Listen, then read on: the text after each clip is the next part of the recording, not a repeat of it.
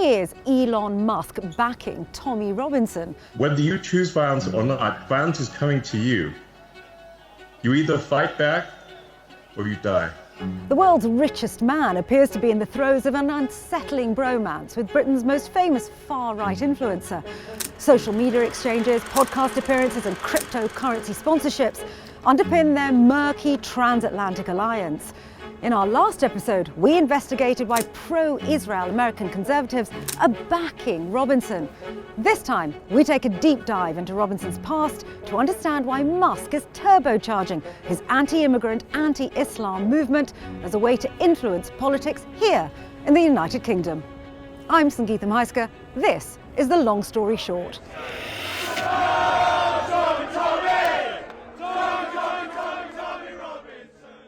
Tommy Robinson has been even busier than usual. Following Donald Trump's military coup in Venezuela, Robinson, a self-proclaimed English patriot, called on the US president to violently depose the UK's democratically elected Prime Minister. It followed Robinson's declaration at Christmas that he'd found God. More specifically, the right version of God, with the right kind of congregation for him. At an event he organised in London, broadcast on a digital channel he owns, Robinson complained that the leaders of traditional churches had betrayed him by standing against his street politics. He said he hated them. Robinson, whose real name is Stephen Yaxley Lennon, told his followers he'd felt rejected by Christianity until he wound up back in prison, where he'd found a spiritual home in England's nascent Christian nationalist movement, newly imported from America. As I started understanding the Bible and the pastor done lessons with me for the life of Jesus, I understood that Jesus would have stood against the establishment. He would have stood with the sinner. He would have stood, and I'll be honest, I found it hard to even betray myself or say I'm a Christian, because I know I live a life of sin. But then I realised that Jesus stood with the sinners. Robinson's critics claim his conversion is a cynical attempt to whitewash his reputation as a racist and Islamophobe, and to again cast himself as the victim of the establishment. Yaxley Lennon has for many years turned to the public for cash under the pretense of political persecution. The reality is, his followers, subscribers and customers have funded a string of legal defences against a range of charges, including assault, contempt of court, drug possession, financial fraud and breaking immigration rules. How much are they saying I earn? At the moment, because it will increase, at the moment it's 103,000. £103,000 for costs? Yeah. And this is for the contempt of court for where I played the film, okay, about Jamal, okay. So this is for where I played the film. And what happens if I don't have that £103,000? Most recently, Robinson was charged with failing to hand over his mobile phone to anti-terror police. He claimed it was because it contained sensitive journalistic information. It was on his way to court that he made a startling revelation. The world's richest man was stumping up his legal fees. I'm grateful to all the people who support me. Elon Musk, thankfully, I haven't had to beg for the donations today because Elon Musk has picked up the legal bill. Musk has never officially confirmed Robinson's claim, but it was a significant turning point. The two men have become close, reposting and quote-tweeting spurious claims about the fall of Western civilization at the hands of Muslims. Elon Musk is not particularly coherent or consistent with his politics, but what we have seen in the last few years is that he has moved further and further to the right. He has made various kind of signs that tell us that actually he's espousing increasingly a white supremacist view of politics. And I think that matches very well what Tommy Robinson has been doing in this country. In November 2024, Elon Musk got a taste of what his billions could do to shape political outcomes. Yeah, who did you say? Oh, let me tell you, we have a new star. A star is born, Elon. This victory is the start, really. He played a pivotal role in getting President Trump re-elected to the White House by spending millions in campaign donations and using his social media platform X to amplify MAGA messaging. As you can see, I'm not just MAGA, I'm dark MAGA. Musk, a South African immigrant to the US, who'd himself broken immigration rules, seemed particularly keen on pushing calls for a crackdown on illegal immigration. The mass immigration is insane and will lead to the destruction of any country that allows unfettered mass immigration. That country will simply cease to exist. Still on a high from the presidential elections, Musk turned his attention abroad. The tech mogul had met the leader of the political party Reform UK on Trump's campaign trail. And in January 2025, he endorsed Nigel Farage and his hard-right political party with the words, "Britain needs reform now." The UK media went into a frenzy. If Musk had helped swing the US presidential election, was he about to bung some of his billions Farage's way? Well, that's a real question, isn't it? Now, forget about the $100 million being talked about in the newspapers. Are you going to give you money? That is for the birds. Is he going to give you money? He may well do. He may well do. Yet, within days of that interview, the Musk-Farage relationship had imploded.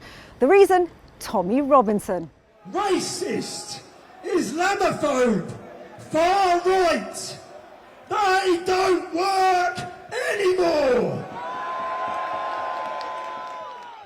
The far-right activist had landed himself back in prison and was again falsely claiming he was being persecuted by the British government. Musk demanded he be released. But rather than back that call, Farage rapidly distanced himself from Robinson, pointing out that Robinson was actually behind bars for breaching a court order, preventing him from libeling a refugee. A furious Elon Musk branded Nigel Farage weak, saying Robinson should replace him as leader of reform. It made headlines across the UK. Farage was humiliated. Even so, he continued to distance himself from Yaxley-Lennon. But why? Even though they share very similar politics, is very important to each other, because for Nigel Farage, it allows him to appear moderate by comparison, which is that he seems a lot more moderate than Tommy Robinson. We've seen that in other contexts. For example, we saw that in France recently, where Marine Le Pen appeared more moderate than Éric Zemmour, even though they shared very similar views on various key far-right issues. And similarly, Tommy Robinson finds it quite useful, I think, to have Nigel Farage, because it allows him to kind of step out of the system and to appear as more of a rebel voice than Nigel Farage is, because, whether Nigel Farage wants it or not, he is part of the system now, Elon Musk and Tommy Robinson first publicly crossed paths in 2023. Musk had just bought Twitter, now X, and immediately lifted the ban on Yaxley-Lennon's far-right account. The billionaire has ever since amplified Robinson's tweets. He now has 1.7 million followers, helping him build sponsorship networks, sell merchandise, and, crucially, mobilise his supporters to attend his so-called anti-jihad rallies. Robinson has been extremely active for the past 16 years within what we call the broader counter-jihad movement, which is a broad coalition of actors in Northern Europe, in Central and Southern Europe, but also North America, around key aims in order to what they describe as removing or reducing the level of influence of Islam within public life. In September 2025, Robinson organised the UK's biggest far-right demonstration. The ironically named Unite the Kingdom rally attracted 110,000 people to watch a string of far-right speakers from here and abroad. Some pushed the Great Replacement theory, a white nationalist conspiracy theory claiming that white Europeans are being deliberately replaced by non-white immigrants, especially Muslims. Elon Musk then made a surprise appearance via video link. The tech mogul proceeded to make a string of fake claims about public safety in English towns, which ended with him urging the crowd to, quote, "fight back or die." If this continues, that violence is going to come to you. You will have no choice. You're in a fundamental situation here whether you choose violence or not, violence is coming to you. You either fight back or you die. You either fight back or you die. And that's the truth. Today, Elon, I think the British public are telling the world that they're ready to fight back. Good. Yes. Come on, Great Britain. Now riled up and seemingly unaware that Robinson wanted to pass the mass rally off as a family event, large groups of thugs broke off and attacked the police, who were trying to protect peaceful anti-racism counter-protesters. Full disclosure, I was one of them. What Tommy Robinson's thugs have done is that they've circumvented the cordons and they are trying to infiltrate the anti-racist demonstrators. So we're trying to make our way home, but it's almost impossible. And I think, this kind of calls for violence, or this kind of justification of violence, I think are deeply, deeply troubling, because again, this I think is a line that has been crossed from my point of view, because until very recently, the far right tried to be careful not to go down that path of violence because it's very reminiscent of fascism. What we're seeing today is that this is no longer a taboo. This is something that actually can be said fairly publicly. Musk's attention has catapulted Robinson into the far-right digital stratosphere, globalizing his once fringe views. But his rise from street fighter to global far-right influencer was not overnight. It's taken 25 years. Stephen Yaxley Lennon grew up in Luton, a town about 35 miles north of London. His future had looked conventional and promising. He won a prized engineering apprenticeship at a local airport, but soon got thrown off after being convicted of assaulting an off-duty police officer. In the early 2000s, the Al-Mujahirun network, whose followers were at the centre of numerous terrorism plots, had a power base in Luton. Tommy Robinson had found his cause, fighting what he called radical Islam in his hometown. I think the real kind of catalyst or kind of spark was Al-Mujahirun's picketing of the Royal Anglian Regiment's homecoming parade in the summer of 2009, and that's where figures within the movement that become quite kind of key, including Robinson. In 2009, Stephen Yaxley Lennon and his friends founded the far-right street protest movement, the English Defence League. He emerged as its leader, adopting the pseudonym Tommy Robinson after a well-known local football hooligan. Purposely targeting... You ever seen a white gang? Are we going to pretend that Muslim groups are not out there purposely targeting our youth and pimping them? By 2013, the English Defence League was synonymous with violent thuggery. He eventually quit the EDL, saying he wanted to lead the revolution against Islamist ideology, insisting he was not targeting Muslims.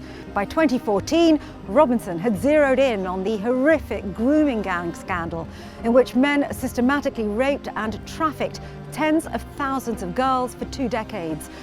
A report by Professor Alexis Jay into the crimes committed in Rotherham Town found that the majority of, quote, known perpetrators were of Pakistani heritage.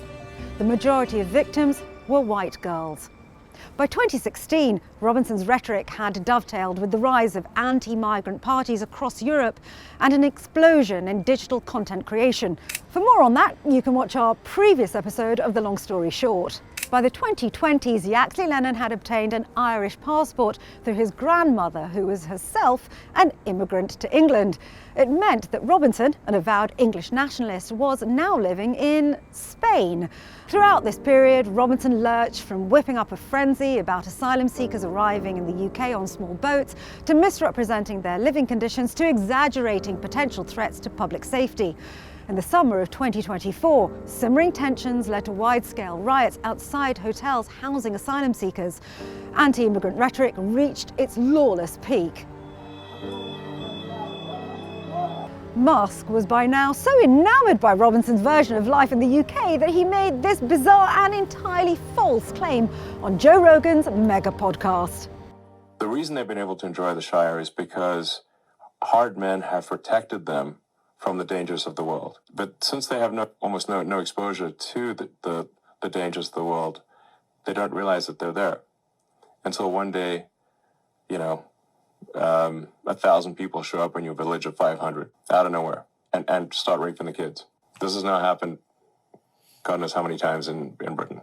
Meanwhile, suspicions have been raised about how much money Robinson may be receiving via cryptocurrency, through which financial donations can be made anonymously to avoid scrutiny by financial authorities. It's worth noting that, unlike an elected politician, Robinson doesn't have to declare where his donations for his activism come from. 2 crypto firms sponsored Robinson's demonstration in London in September 2025. The more recent Unite the Kingdom rally that Robinson organised was streamed to millions of followers, and that was also boosted by Musk's presence, not necessarily his funding, but his presence on a live stream, and was quite a kind of front and center advert for these cryptocurrencies. While the exact dollar value of Musk's support for Robinson is hard to quantify, the impact of his resources should not be underestimated. What binds both men together is their catastrophic vision of the future. They push racialized conspiracy theories to millions of people, falsely claiming violence is inevitable. For the likes of Robinson, meeting and mobilizing fellow far-right activists was once slow, secretive work. Musk has provided him with a social media megaphone that allows him to do that now in seconds. The effect is to conflate legitimate concerns over Islamist extremism with hatred towards immigrants, especially Muslim minorities. That rhetoric has now contaminated mainstream political discourse, raising serious fears over whether Britain's democracy can withstand the ultimate goal of far-right movements worldwide: gaining power.